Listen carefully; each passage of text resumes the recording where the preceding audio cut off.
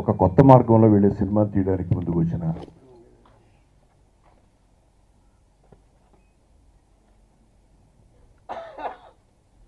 అమ్మాయి ప్రశాంతి, విజయ్, అలాగే దీనికి ప్రోత్సాహాన్ని ఇచ్చినటువంటి ఎంవికే రెడ్డి గారికి ముందుగా నా అభినందనలు చెప్తున్నా.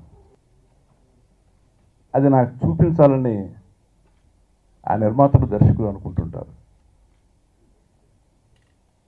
అలా చూపించడానికి అవకాశం లేనప్పుడు వాళ్ళు నేను తెలియక, లేకపోతే నాతో పరిచయం లేక నా దగ్గరికి రావడానికి ఇబ్బంది అయ్యో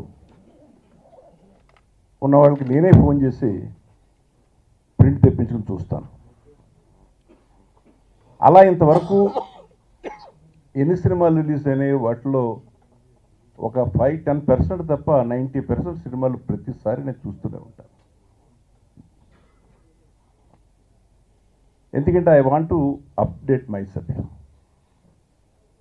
ఇవాళ వీళ్ళు ఎలా ఉన్నారు, ఎలా చేస్తున్నారు అనే దానికోసం. నాకు 2 సంవత్సరాల క్రితం చాలా బాధ వేసింది మన సినిమాలు చూస్తుంటే. చాలా సబ్స్టాండర్డ్ సినిమాలు అయ్యి అవతల తమిళ్ పిక్చర్సు, మలయాళం పిక్చర్సు, కన్నడ, హిందీ ఎక్కడికో ఒక కొత్త క్రియేటివ్ వరల్డ్లోకి వాళ్ళు వెళుతూ ఉంటే మనం ఎక్కడున్నాం, ఎంత దిగజారిపోతున్నాం అని గత 2-3 సంవత్సరాల క్రితం నాకు అనిపించింది. ముఖ్యంగా చిన్న సినిమాల విషయంలో, పెద్ద సినిమాలు వదిలేసేయండి, అవి 6 పాటలు 6 ఫైట్లు, ఒకటి కొడితే 100 మంది లేచిపోవడం, ఇవన్నీ మామూలు. సరే, అవి కమర్షియల్ సినిమాలు, దాని గురించి మాట్లాడడం అనవసరం. బట్ ఎప్పుడు కూడా చిన్న సినిమాయే సినిమా ఇండస్ట్రీ ఊపిరి.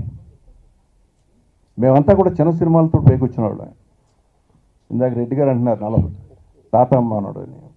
ఇప్పటికీ 46 సంవత్సరాలు 47 సంవత్సరాలు అయింది ఆ సినిమా తీసి. ఇప్పటికీ టీవీలో వస్తే మొత్తం సినిమా అంతా పూర్తిగా చూస్తారు. అంటే అది చిన్న సినిమాయే ఇండస్ట్రీకి ఊపిరి. చిన్న సినిమా నుంచే డైరెక్టర్స్ వస్తారు, చిన్న సినిమా నుంచే రైటర్స్ వస్తారు, చిన్న సినిమా నుంచే యాక్టర్లు వస్తారు.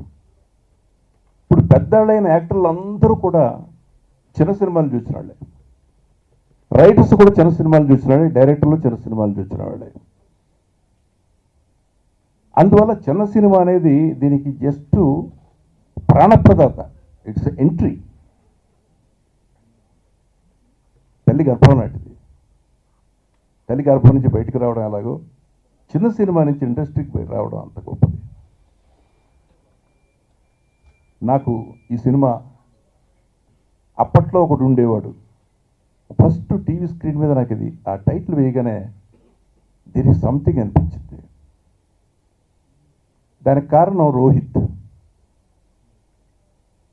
నేను రోహిత్ మీద నాకు అసలు అంత అభిప్రాయం లేదు. అసలు ఏదో నారా చంద్రబాబు నాయుడు గారి తమ్ముడు నారా రామూర్తి నాయుడు, సరే బాలకృష్ణ ఇండస్ట్రీలో ఉన్నాడు, తను కూడా ఇండస్ట్రీలోకి వచ్చాడు, తను కూడా ఆర్టిస్ట్ అవ్వాలనుకుంటా అనుకున్నా.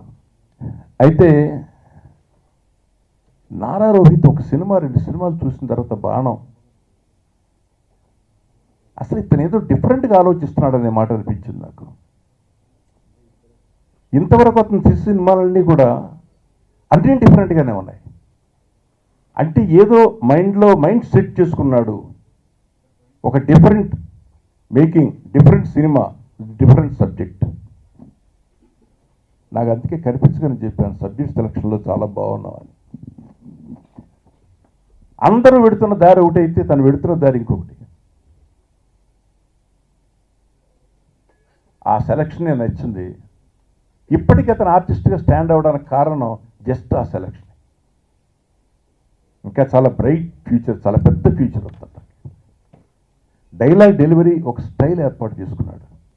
అవతల తల్లి కానీ, అవతల ఇంకొకళ్ళ చెల్లెలు కానీ, ఇంకో బావ కానీ, ఎవరైనా కానీ లక్ష్యం ప్రొఫెషనల్ జస్టిస్. చాలా బాగా చేశాడు క్యారెక్టర్, బాగా సెలెక్ట్ చేసుకున్నాడు సబ్జెక్ట్. తను యాక్ట్ చేస్తూ పక్కనే ఇంకో హీరో. నిజం చెప్పాలంటే రోహిత్ క్యారెక్టర్ ఎవరైనా జనరల్గా సినిమా తీసేటప్పుడు తనదే చాలా పెద్ద వేషం, చాలా మంచి వేషం ఉండాలనుకుంటారు. బట్ తనకి ఏ వేషం కావాలో, ఏ వేషం కరెక్ట్గా సరిపోతుందో టైలర్ మేడు అది మాత్రం తను తీసుకున్నాడు. అవతల పెర్ఫార్మెన్స్ విపరీతంగా ఉండడానికి అవకాశం ఉన్న క్యారెక్టర్ విష్ణు చేశాడు. నేను ఇంతకుముందు ఏదో ఒకటి సినిమాలు చూసాను, అదే అడిగాను ఏ సినిమా అని. కానీ ఈ సినిమాలో మాత్రం ఎంత మెచ్యూరిటీ కనిపించింది ఆర్టిస్ట్కి. ఎంతమంది మంచి ఆర్టిస్టులు ఉన్నారు మనకి ఉపయోగించుకోవడానికి ఇండస్ట్రీకి. కనకాల ఎంత అందంగా ఉన్నాడు, ఎంత బాగా చేశాడు, ఎంత స్టైలిష్గా చేశాడు. అట్లాగే మా బ్రహ్మాజీ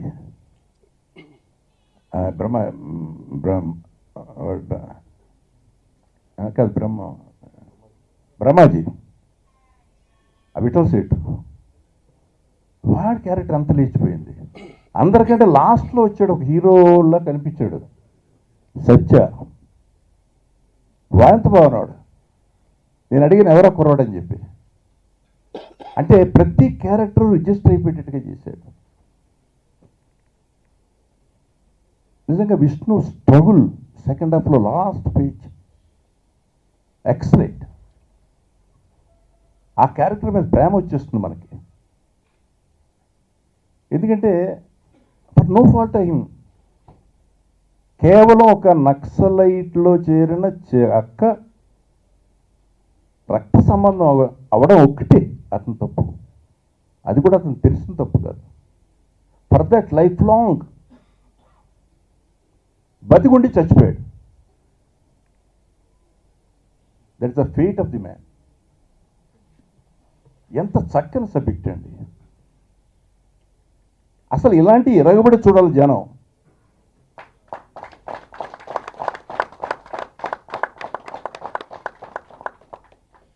ఎందుకంటే ఈ సినిమా ఇలాంటి సినిమా, ఒక సినిమా వచ్చింది, ఈ సినిమాని మనం చూడాలి అనేలోగా సినిమా వెళ్ళిపోతుంది.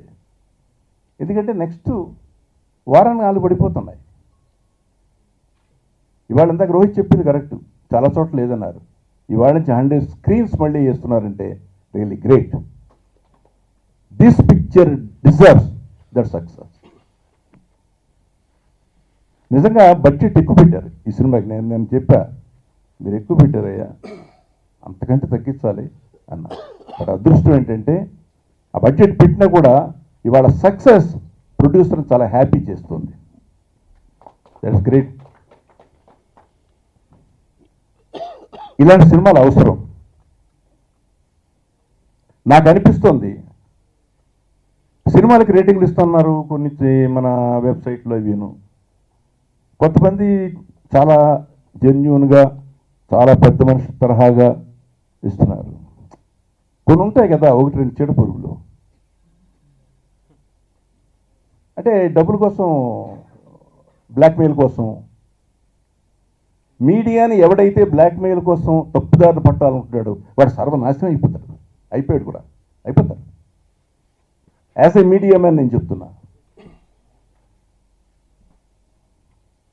ఒక చరిత్ర సృష్టించాను ఉదయం పేపర్తో. ఎవడో వేలు పెట్టి చూపించలేని జర్నలిజాన్ని చూపించాను.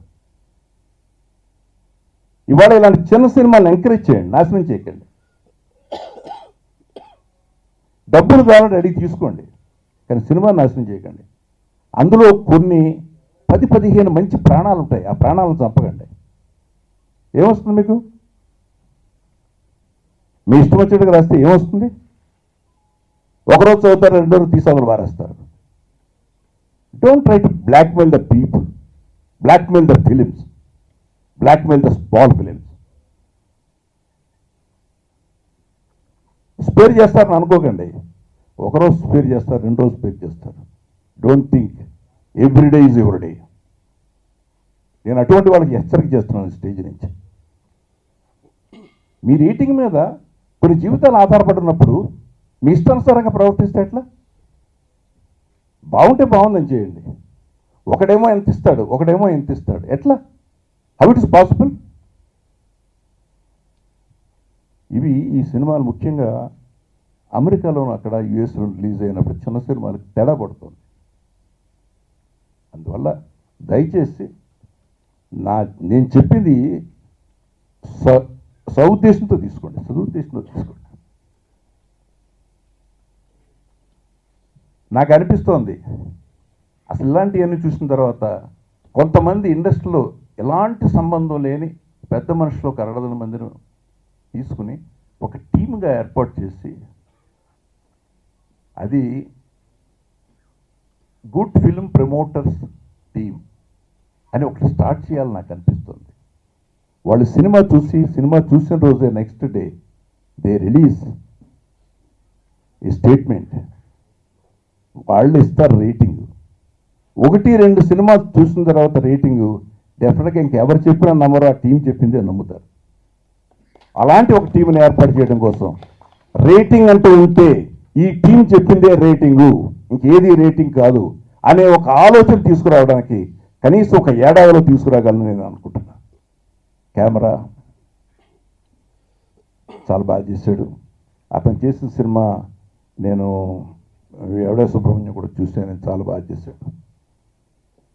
ఇక మిగతా ఆర్టిస్టులు అందరూ ఒక్కొక్కరిని నేను పేరున చెప్పడం కంటే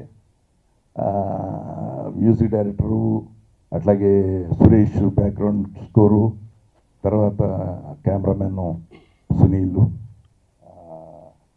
ఇక మా వాళ్ళందరినీ, మా జీవి, ఎందుకంటే జీవి అప్పట్లో ఒకడు ఉండేవాడు జీవి అన్నాడు, అప్పట్లో కదా ఎప్పుడో ఉన్నాడు జీవి. నిజంగా నేను చంపుతా ఉంటే నాకు బాధ వేసింది, అయ్యా ఎందుకు అలా అయిపోయావు అనుకున్న. 90స్లో సినిమా 1991 అనుకుంటే కుర్రాడు, చాలా కుర్రాడు. అంతకుముందు ఇంకో సినిమా తీశాడు అయ్యారే అని, అది కూడా చాలా అద్భుతంగా తీశాడు.